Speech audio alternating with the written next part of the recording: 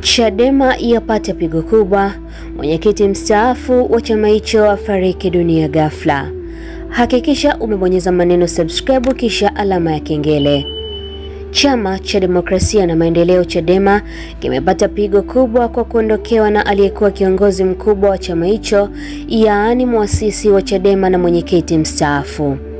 Taarifa zilizothibitishwa toka ndani ya chama zinasema usiku wa Januari 19, 2026, chama cha Demokrasia na Maendeleo Chadema kimepata pigo baada ya kifo cha muasisi na mmoja ya nguzo kuu ya chama hicho, Mzee Edwin Mtei kufariki dunia. Mzee Mtei amefariki akiwa Tengeru jijini Arusha. Katika taarifa ambayo imetolewa na makamu mwenyekiti wa chama hicho, John Heche, imesema familia imethibitisha msiba huo. John Heche kupitia peji yake ya Instagram alithibitisha taarifa hizo huku akisema chama kitatoa utaratibu wake. Heche aliandika, tumepokea taarifa kuwa muasisi wa chama chetu Mzee Edwin Mtei amefariki usiku wa Januari 19, 2026. Chama chetu kitatoa taarifa rasmi za msiba kesho baadaye.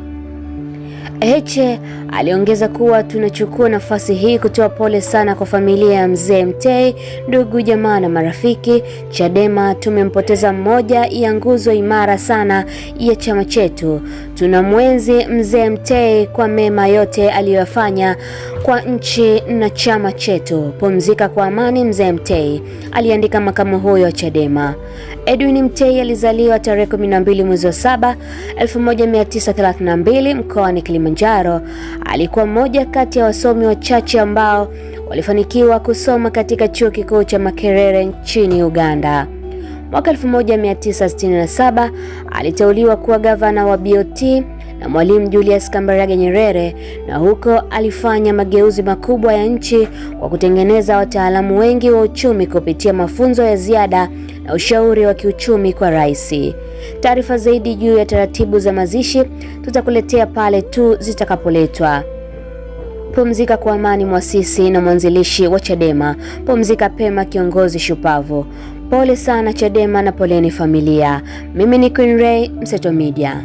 Hakikisha umesubscribe, comment, like na kushare. Mseto Media, we connect everywhere.